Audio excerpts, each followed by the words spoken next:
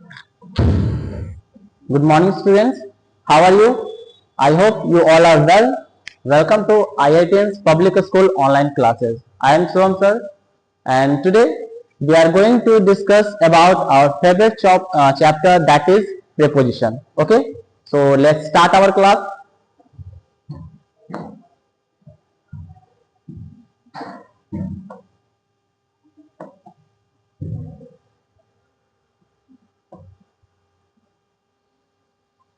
So students, first we will discuss about the definition of preposition. That means what is preposition? Preposition होता क्या है?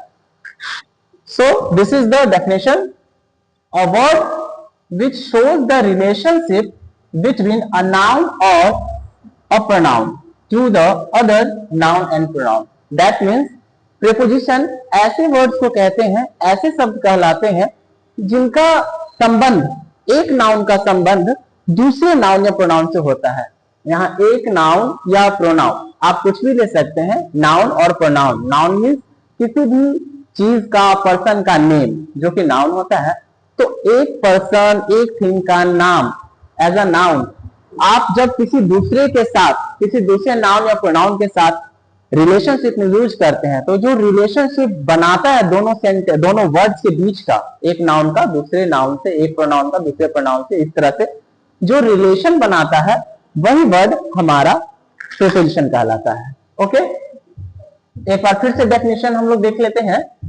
कह रहा है अ वर्ड, एक शब्द, विच शोज द रिलेशनशिप, जो रिलेशनशिप बनाता है बिटवीन अ नाउन और प्रोनाउन, एक नाउन या pronoun to the other noun और प्रोनाउन। दैट मीन्स एक नाउन या प्रोनाउन का संबंध जब दूसरे नाउन या प्रोनाउन के साथ बनाता है, जो रिलेशनशिप बनाता है, संबंध बनाता है, जो वर्ड होता है वही वर्ड कहलाता है preposition. We can see the example as the book is on the table. यहां पर आप देख रहे हैं कि the book is on the table, यानी बुक जो है वो टेबल पे है, किताब जो है वो टेबल के ऊपर है। तो यहाँ पर द बुक, ये बुक जो है वो क्या है? नाउन है। टेबल क्या है? ये भी एक नाउन है। और दो नाउन के बीच का जो रिलेशन बना रहा है, वो रिलेशन जो है वो ऑन वर्ड बना रहा है, इसलिए ऑन जो होगा वो क्या है? हमारा preposition. Now the next example is the cat is under the table.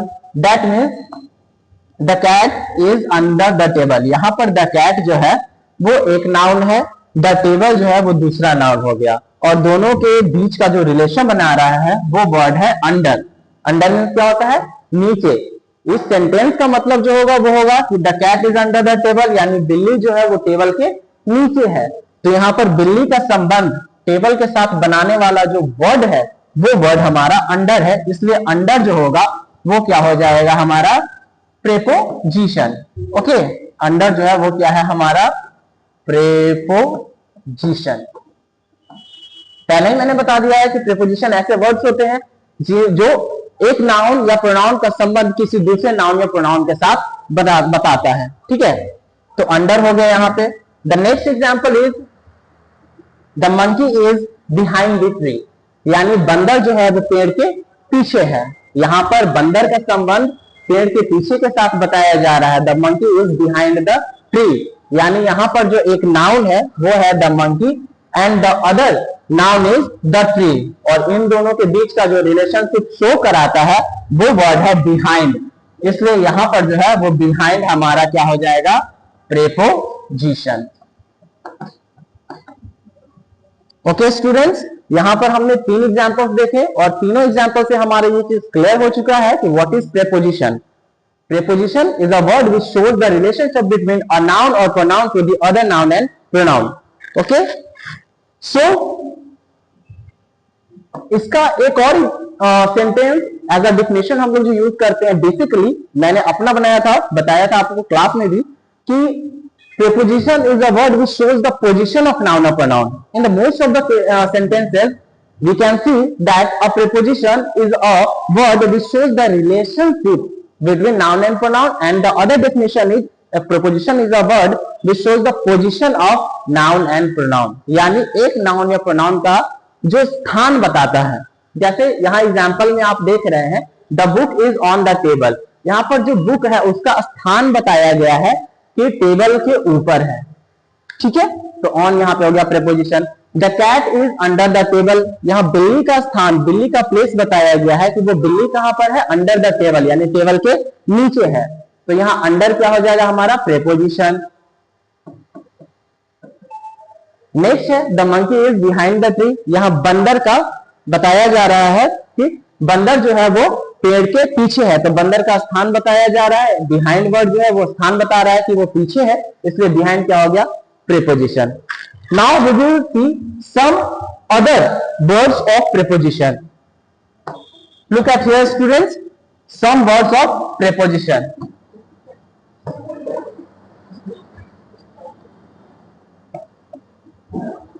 यहां पर दिया गया ऑन, ऑन मीन्स क्या होता है, पर। मैं सारे वर्ड्स का ना हिंदी मीनिंग बता दूंगा ताकि आपको आगे सेंटेंस फॉर्मेशन बहुत ज्यादा हेल्प मिलेगी, आपको किसी और की हेल्प लेने की जरूरत नहीं पड़ेगी। सो ऑन, ऑन मीन्स होता है पर, इन मीन्स होता है में, इनटू मीन्स भी में होता है। आगे मैं आपको बताऊंगा कि इन का यूज कहां करना है और इनटू का यूज कहां करना है in the next video. But यहां पर हम लोग बस उस वर्ड का मीनिंग समझ लेते हैं कि हिंदी में अर्थ क्या होता है। फोर मीन्स होता है के लिए। इन फ्रंट ऑफ में सामने, ओके।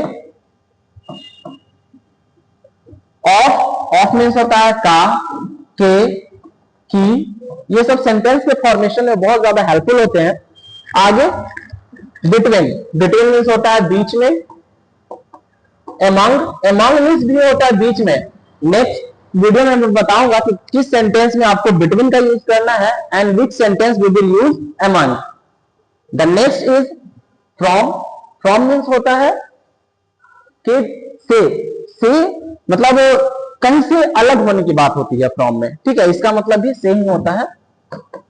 बिफोर मीन्स पहले, आफ्टर मीन्स बाद में, बैकवर्ड पीछे, फॉरवर्ड आगे, ऑफ मीन्स काके की, शायद मैंने यहां भी लिखा था और यहां भी बता दिया। एट मीन्स होता है के पा। तो ये ऐसे वर्ड्स हैं जो एज अ प्रीपोजिशन हम लोग सेंटेंस में यूज करते हैं। Now we will C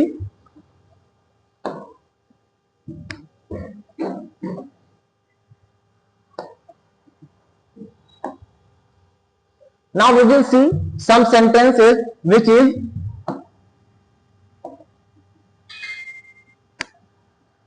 used by preposition। यहां पर fill in the blanks में दे रहा हूं, fill in the blanks with suitable preposition। Here are the some example or question which we will clear today as a preposition, ठीक है। preposition का base पे हम लोग ये सारे सेंटेंसेस जो है वो कर लेते हैं। इसमें बताते हैं कि कौन सा प्रीपोजिशन किस जगह पे यूज होगा। The first sentence is this shop doesn't have toys I was looking, यानी यह दुकान जो है उसके पास वह खिलौना नहीं है जिसके लिए मैं देख रहा हूं, या लुकिंग मींस यहां देख रहा हूं और ढूंढ रहा हूं, जिसे मैं ढूंढ रहा हूं, ये भी होता है, ठीक ना। तो यहां पर क्या हो जाएगा, लुकिंग फोर का यूज होगा, अप नहीं होगा। फोर मींस के लिए, मतलब जिसके लिए मैं देख रहा हूं, यानी जिसको मैं ढूंढ रहा हूं। तो यहाँ फोर वर्ड हो जाएगा। तो first we will fill for. Next the teacher divided the sweets, यानी शिक्षक ने स्वीट्स यानी मिठाइयों को जो है वो डिवाइड कर दिया।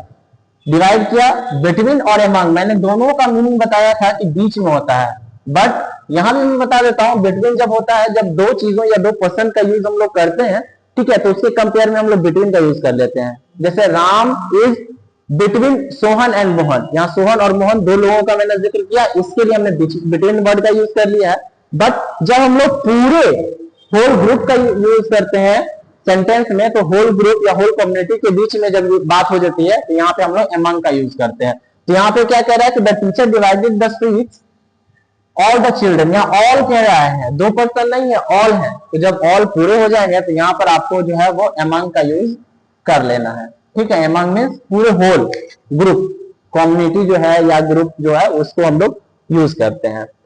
फिर नेक्स्ट में कह रहा है the man is the door, यानी आदमी जो है वो दरवाजे। अब यहाँ पर इन मीन्स मैंने बताया था कि में, और एट मीन्स होता है के पास, ठीक है। तो अब आप ही बता दीजिए कि the man is the door, अगर इन का यूज करेंगे तो हो जाएगा आदमी जो है वो गेट में है। कोई भी इंसान, कोई आदमी गेट के अंदर तो हो नहीं सकता है, तो मे का यूज तो होगा नहीं, यानी इन का यूज होगा नहीं।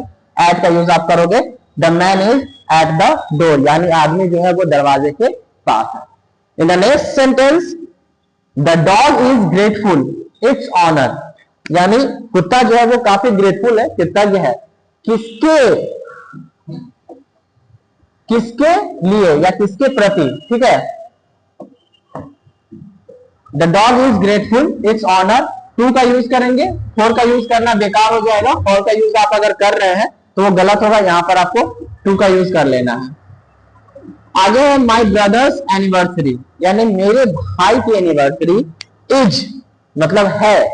अब ये जब डेट की बात आती है तो डेट का बात आप जब भी आएगा आप इन का यूज नहीं करोगे, ऑन का यूज करोगे, ठीक है, क्योंकि यहाँ डेट का बात आ रहा है। लेकिन जब वही ईयर का बात आ जाता है, जैसे इन 1945, अगर ईयर की बात होगी तो वहां पे आप इन का यूज करोगे। लेकिन जब डेट होगा, जैसे यहां पर दिया गया है ना 5 नवंबर, तो जब आपको ये डेट दिया गया है, जब भी आपको डेट जिक्र किया जाएगा तो उस कंडीशन में आपको ऑन वर्ड का यूज कर लेना है, ठीक है। इस कंडीशन में आपको क्या कर लेना है, ऑन वर्ड का यूज। एक बार हम लोग रिकैप कर लेते हैं, ठीक है, इसी को, कि the shop doesn't have the toys I was looking for, the teacher divided the sweets among, the next is the man is at the door, the dog is grateful to its owner, my brother's anniversary is on 5 November. इसका आप screenshot ले लीजिए और screenshot लेके अपने copy में, notebook में share कर लीजिएगा। I will check when the school will be running, जब स्कूल चल रहा होगा इसको मैं चेक कर लूंगा, ठीक है। सो स्टूडेंट्स, आज जो मैंने देख लिया प्रीपोजिशन, उसका डेफिनेशन, कुछ examples and some fill in the blank related to preposition. In the next video we will continue further to preposition. Okay, thank you.